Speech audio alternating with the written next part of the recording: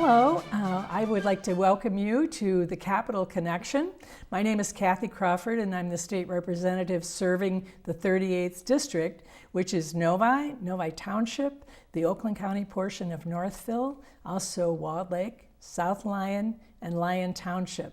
So I'm very happy that you joined me today because I'm excited that we've got a guest here that's going to be an expert and sort of take you on a tour of the Capitol.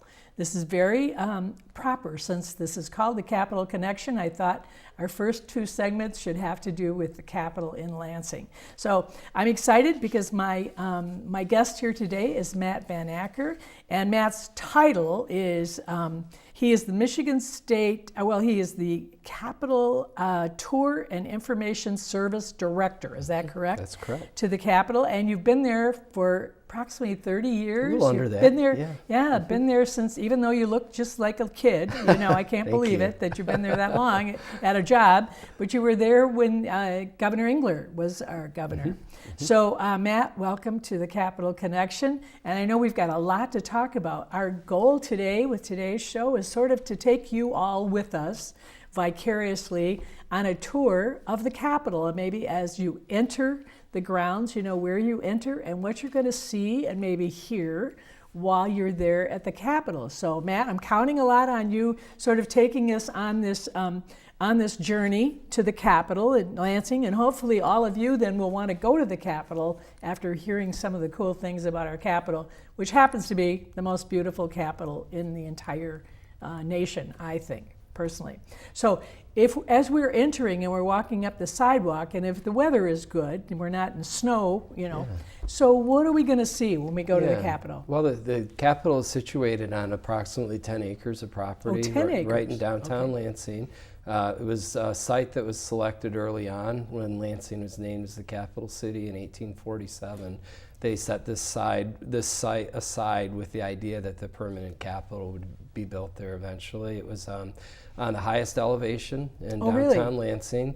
So you'd be able to see the dome. Exactly, as you can. I still get a thrill when I drive in on the highway after having been on vacation or whatnot, or having driven out of the city to see the building, especially at night. It's a beautiful sight to see from the highway as you come in, all illuminated. So in fact, people used to sled on the hills at the Capitol. Oh, really? It was that high, that much higher than the rest of the downtown Lansing area. So 10 acres of property. The original plan was to have a tree-lined promenade, a walkway around the exterior of the grounds, and through the years, that idea had kind of gone by the wayside. They started planting fairly large trees while small when they were planted, but on the interior part of the grounds. So by they, do you mean, is there like a board or a commission that decides what's going to go there? The building was managed by the Department of Management and Budget for years, and there were some decisions that were made to allow interior plantings. Mostly they're memorial trees honoring groups or individuals. So there was some pressure, to have these inner plantings done. The problem with those trees, which have grown up through the years, is they, instead of contributing to the building, they sort of compete with it, with its grandness. So we have a long-term plan, a natural plan, that as trees die out on the interior of the grounds, they're not replaced. And if we do plant trees, they're around the exterior on the promenade. So you don't just get to decide that? No, there's a committee, and a newly formed Michigan State Capitol Commission that oversees those decisions and makes those decisions. Because I know one of the committees, one of the 5 committees that I'm on, I'm the majority vice chair of the Capitol committee, which I was excited about because I love the building so much. And we were excited to have you put on that committee to be appointed to that. And so they oversee the building. So there are there's statues on the grounds too, right? How do you get to be a statue on the ground? Well, most of the statues on the grounds were associated with regiments from the Civil War. They were placed shortly after the Capitol opened. We have a monument to the 1st Michigan Engineers and Mechanics Regiment, which is on the northeast corner of the grounds. On the southeast corner, a monument to the 1st Michigan Sharpshooters. some of the members of the legislature at the time that approved these monuments were in fact Civil War veterans. Oh, I the see, money that was raised for them came from the veterans themselves.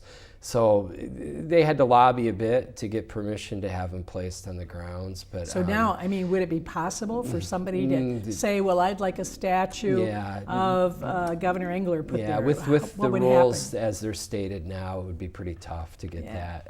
And that's not an indication of the person they're trying to honor. It's just, you can understand there'd be an incredible amount of interest. Every governor would want their statue there, right? So we have one statue honoring an individual on the grounds, and that's of Austin Blair, which stands very prominently in the front entry of the Capitol. He was the governor during the Civil War, He was definitely, I guess? Yeah, he was, and an incredible individual, and really due to his leadership that Michigan made it through the Civil War, due to his leadership that we contributed the number of men that we did, over 90,000 soldiers. I saw a picture from when the building was open, and I read something about, at the grand opening anyway, because it was sort of a wilderness, you know, and it wasn't a big town. Lansing wasn't a city, right? Right. So I saw a picture, though, of all these people, and I read something somewhere was there were so many people that came to the opening that there wasn't hotels or there wasn't space for these people to stay. They came by train or something. That's true. And then they stayed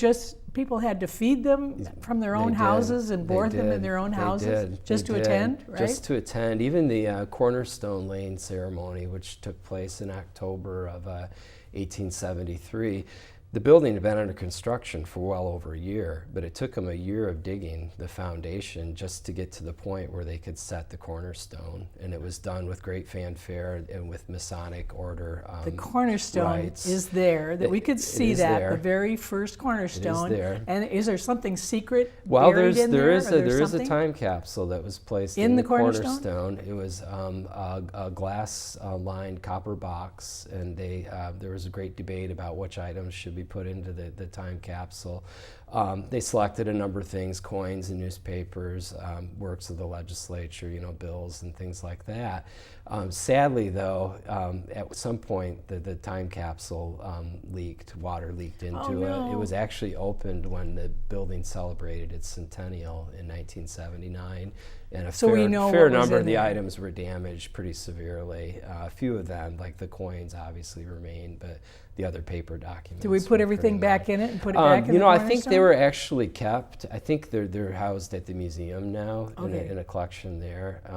And this was a little before my time in 1979 when they had that opening. But going back to the original Cornerstone Lane, they claimed that over 30,000 people came to that ceremony. Which would have been a huge number of people. It was huge. And then again, once the building was completed about 6 years later, throngs of people came. They said they had special excursion trains that came in from all points of the state. Wow. They were very excited because it snowed a couple of days before the event, and the organizers said that it would, quote, make excellent sleighing weather, and that the farmers locally would be able to hook up their teams and sleigh into Lansing to see what they called the lion. The Lion of Lansing. The Lion of Lansing. The Lion of Lansing, they called the Capitol. Wow.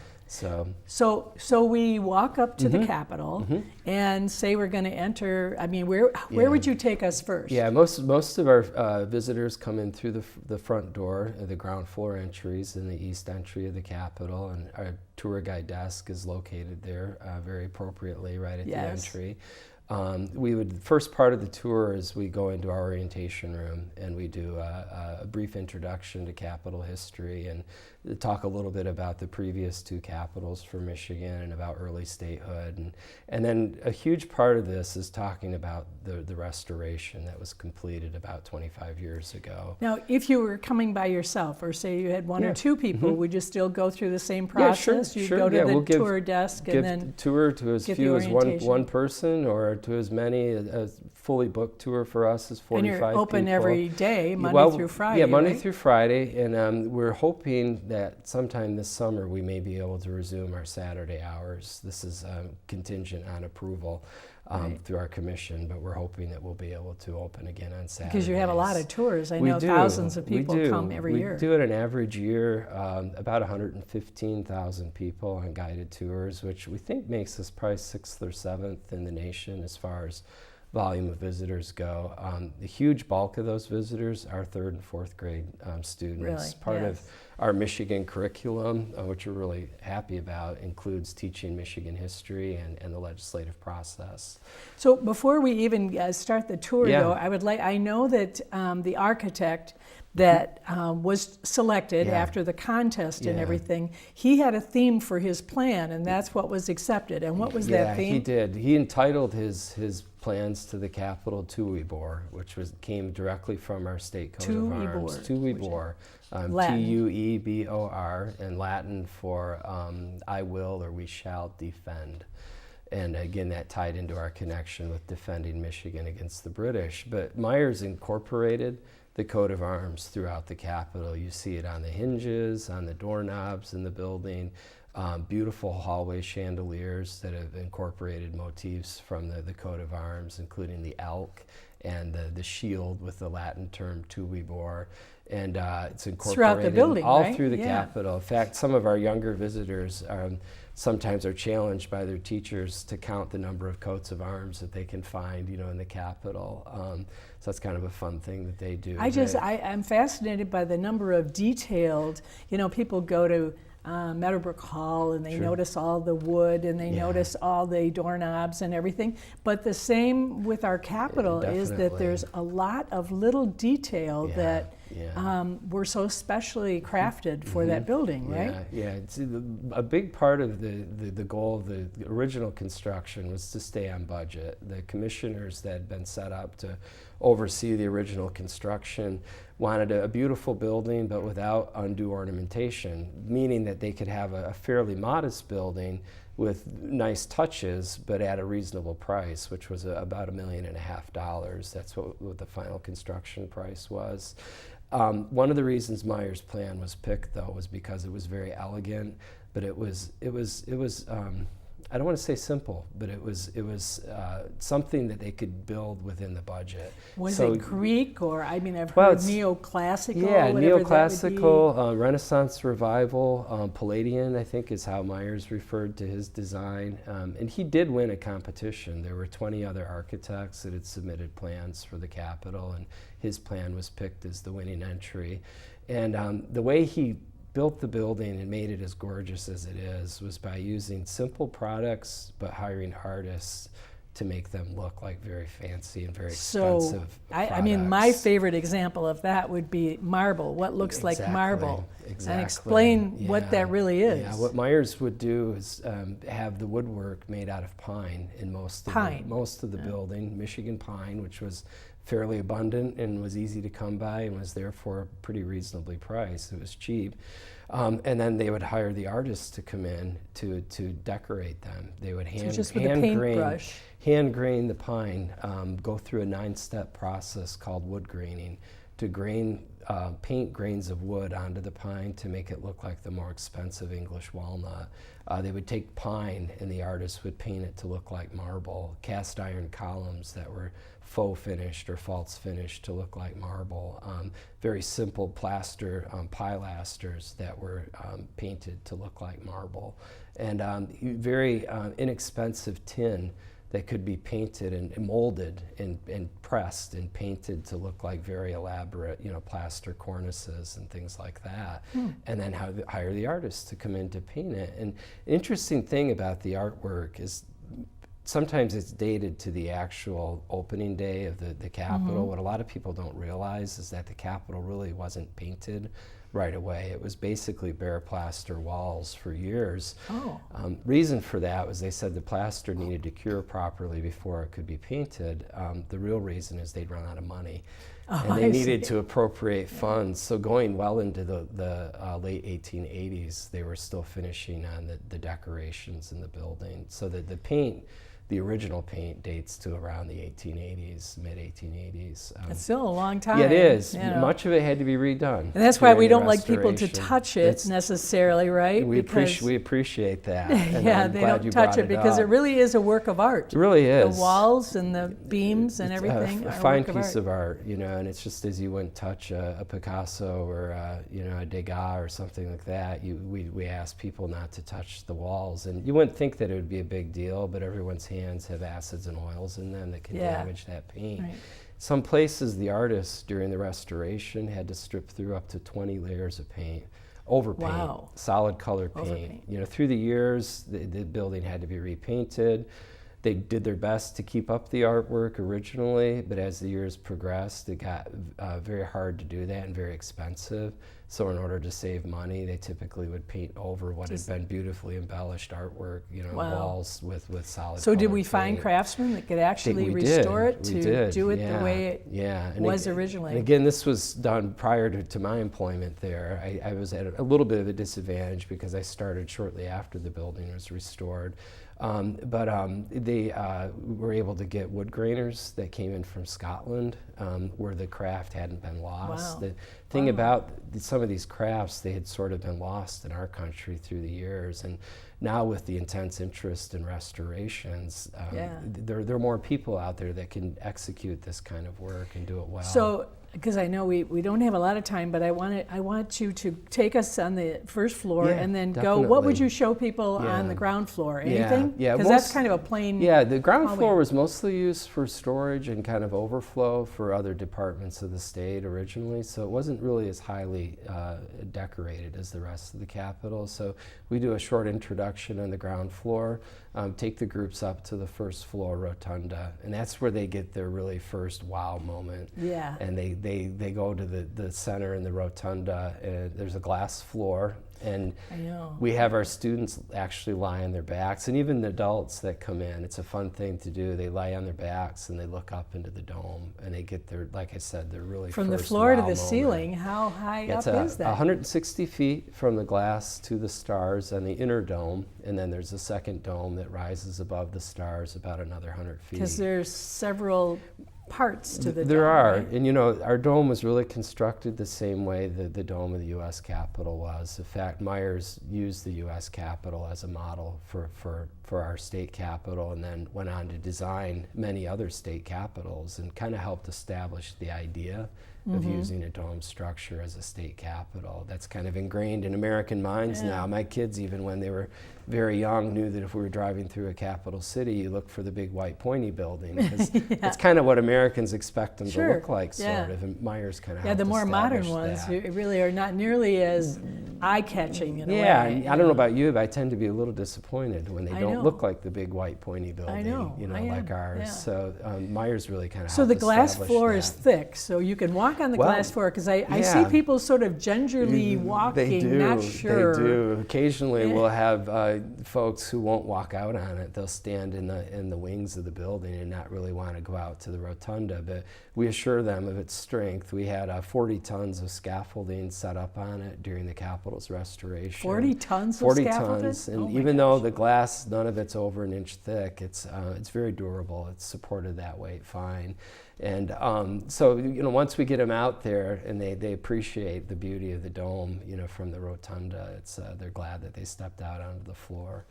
And, So on that floor, is there anything else to see? yeah, well, on we that floor? talk there too about obviously about the inner dome, and occasionally some of the portraits in the rotunda of our former governors. You have to be a former governor to have your portrait in the Capitol. We have a really fine collection of mostly governors' portraits, but some other standouts in Michigan I'd like for you to history. speak a little bit and give us a couple examples of the symbolism in the in the portraits of our Definitely, governors, yeah. because there were several things, especially the one what's the governor that their legs are sort of misty looking. Yeah, so the governors pay for the portraits. And typically what happens towards the end of their last term in office, a committee is formed and people donate money to the committee, families or corporations.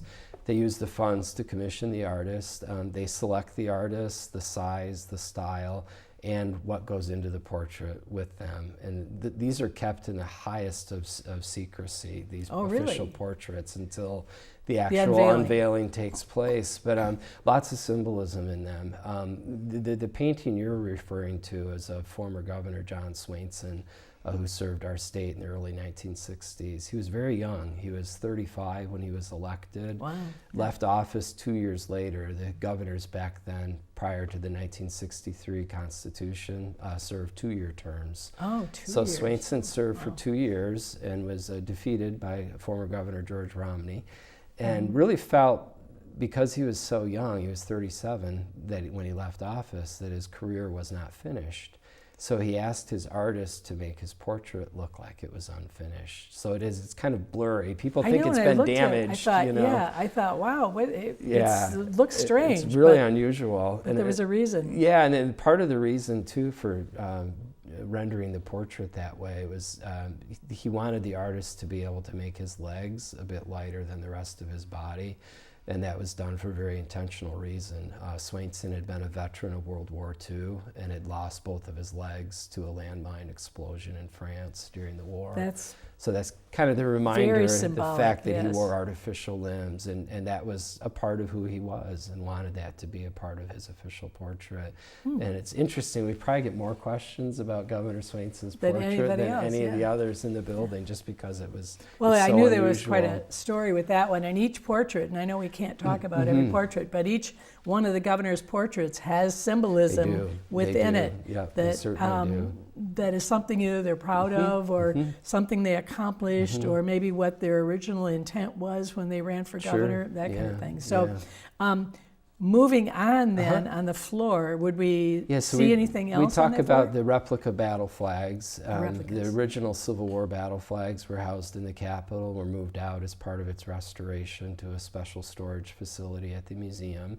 So they wouldn't be damaged anymore. So we could properly preserve them. And we had copies of about half of those Civil War battle flags made. So when you stand in the Rotunda, you'll see the copies of those, some of those. And there's World War I flags. flags. We do. We have those. We didn't make copies of those. No. They were actually kept in cases down in the east wing of the building, and were never really put into the Rotunda. So we just made copies of a few of the Civil War battle flags. Oh, I see. Okay. Yeah, and then we would move on to we go up to the second floor, and if the governor's office is available, if it's not being used at the beautiful. time, That gorgeous, office is perfect. Probably, in my opinion, one of the prettiest suites of offices in the building. And I know, are there any? Restored. I mean, I'm sure there's not still original drapery anywhere in the Capitol. Yeah, that was replicas. What you see now, but they look like the drapes would have looked 100 years ago, or however long ago, right? Sure, yeah. Because they're very thick. A lot of them are very velvet heavy, looking. very heavy. Yeah.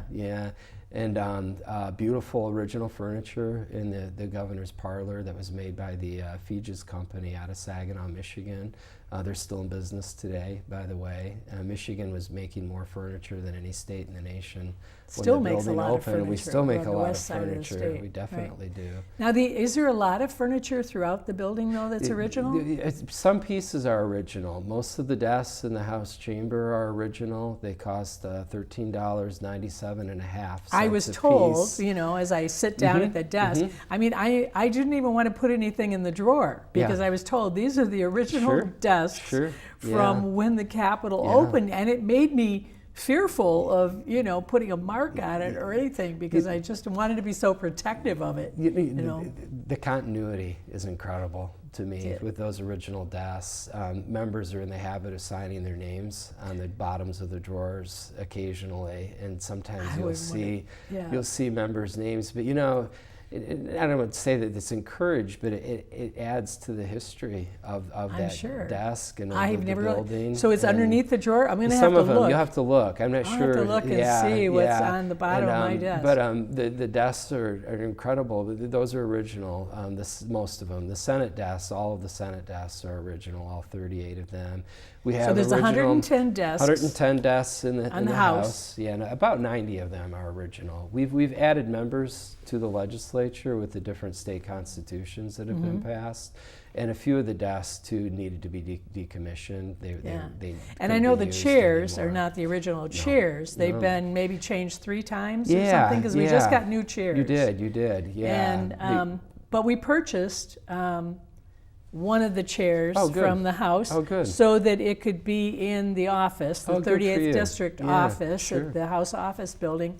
And we were thinking maybe, and I think there's probably some members that bought one and maybe they're going to use it as an auction item back in their district or something. Sure. So I am very reverent of that chair because people have sat in that chair for and sort of 40 lived years. in them too. Lived in them. On occasion, over 24 hours, they've Sure. sat in that same chair. Sure.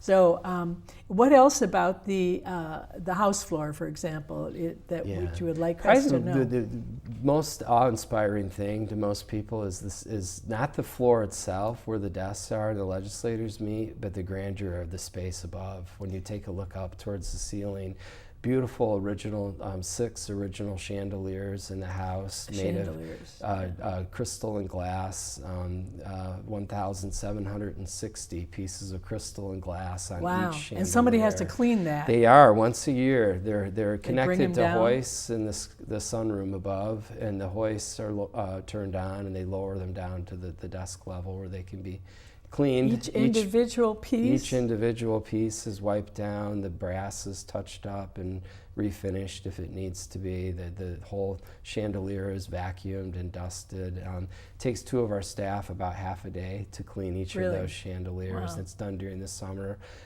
They're incredible though, and they're there's original. glass panels up there also. Yeah, isn't there are. Yeah, Meyer's plan, the architect's plan, was to have the state coat of arms in the ceilings of the House and the Senate.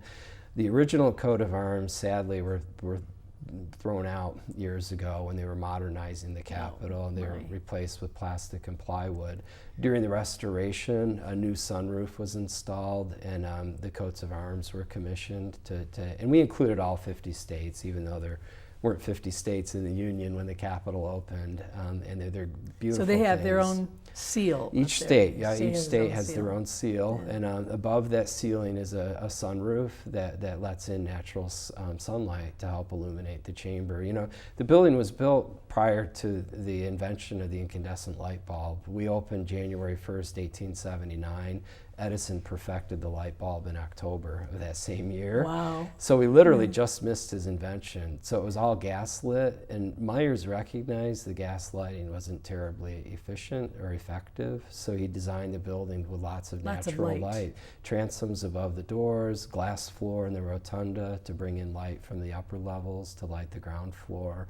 The sunroofs above the chamber, beautiful spacious windows, in almost every office in the Capitol, I think, with the exception Some of the of offices, one. I mean, I think have one of the offices, maybe the Speaker's office, has a little stove, or one of them had, as I recall seeing somewhere, they had fireplace and, or maybe even a little, I don't know. Yeah, there were fireplaces in the building, but most of them, we believe, were just ornamentation. They were never really used for heat. The heat source in the building was steam. We originally had our own boilers that provided the steam, and now the steam is supplied through the local utility. I know one thing, that all the doors and the door leading into the State House are really thick and heavy. They are. Because out in the lobby where you would go to meet someone that wanted to speak with you, if you stepped out there, if you're not stepping away from the door, if it happens to hit you, it's going to shoot you right across the floor. They're very I found heavy. out how heavy the doors are. I know a gentleman who broke his nose actually really? on one of those. Sadly, he wasn't paying attention, and maybe the door one of the swung up little things that people don't realize, that there are guards that are there on the floor of the House and the Senate that are always there, and they stand by the doors, and they stand by all of the entrances or exits, and they will let you know, someone will let you know if there's someone that wishes to speak with you, but no one is allowed in.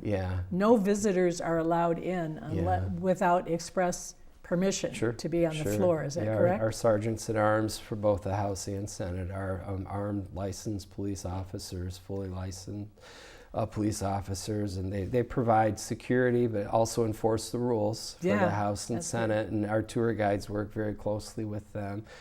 Tour groups that come to the Capitol that are scheduled with us are introduced. And I don't know if you've had the privilege of introducing groups I had a privilege of introducing some veterans from the Korean War, Korean conflict, the World War II, and the veterans were in the gallery. And I introduced each one by name because I thought it was really a special thing. And the whole house stood, and there was a standing ovation for I couldn't tell you how long, because there was a group of veterans from South Lyon or Lyon Oh, sure. Township that were there. Yeah. And it was remarkable. That was the longest ovation I've ever heard from our House members, you know. So we do recognize school groups and all that. And so Matt, I know I have so much I want to find out, and I really feel we're running out of time here. So I guess what I'd like to know is there something you would really like the public to know besides we want them to come there and see for themselves their beautiful capital that they pay for. And it's just the most remarkable building. But what would you like for people to know about our Capitol? You've just touched on that, and that to us is really an important part of the mission we have, is to make people feel welcome, let them know the building belongs to them, their hard-earned tax dollars, their ancestors' hard-earned tax dollars paid to have the building constructed. The building really belongs to the people of Michigan. It truly is the people's building. As the director of the tour guide service, that's what we try to impart all of our staff, is to make people feel welcome, make them feel like they can be a part of what's taking place in the Capitol, enjoy the history, enjoy the award-winning restoration, the beautiful artwork and the portraits, enjoy the process. And the grounds outside as well. The grounds are gorgeous. We will be undergoing some work this summer on the exterior. So you understand. Yeah, it's been almost 25 years since parts of the Capitol have been painted and sandstone retucked and things like that. So we're really fortunate we've gotten some appropriations to take care of some of those issues. So this summer it'll be kind of an interesting time to come, because we will have scaffolding set up, much like they did just here like in Washington, there's restoration. scaffolding In there. Washington, and again, our building was modeled on it, so it almost seems appropriate to me that we're having work done in our building the same time they're working on the dome of the U.S. Capitol. But the grounds are gorgeous. So they could come Monday through Friday, unless we open in the summertime. There could be a Saturday or something. We're hoping, And unless there's a federal or a state holiday, they could come anytime from 9 to 5. Yeah, really? call us if you're interested in the tour schedule, but normally they go out every half hour. There's a website. There's a website, yep. State Capitol. Yeah. You can Google the Michigan State Capitol, and we're usually the first or second hit that comes up, or use any other search engine that you want to use. Yeah, well, any of the volunteers that you have there that are docents for the Capitol, you can feel how passionate they are about the building, and any of them would be great to take you on a tour, because they really know the ins and outs of every nook and cranny in the building, and they take great pride in showing it to people. I appreciate you saying that. Yeah. We have a really dedicated group of a core staff, which I direct, and also our volunteers. We have an incredible group of docents that come in, and I actually started in the building as a volunteer shortly after I graduated from college, and was interested in the restoration, and thought it'd be a fun way to learn about state history in the Capitol, and then some 20 years later, here I am as the director. But it's just a wonderful building to be a part of. I'm hoping that today, after today's show, and they hear more, maybe people will get re-enthused. It's only 45 to 50 minutes away from this area. You can be in Lansing and park in the parking structure right across the street and come over and spend a day. You could even eat there, because there's a cafeteria there. So you could even eat there and enjoy the tour, and especially take young people. So I think they can appreciate the state capitol and the way, get to see how the governor and how the government works. So I appreciate so much you being the guest on our show, my show today, and I'm hoping that all of you will be able to visit the Capitol very soon and see what all the improvements, and also to learn a little bit about the history of Lansing. So thank you very much for tuning in. I really appreciate you joining us at the Capitol Connection. Thank you.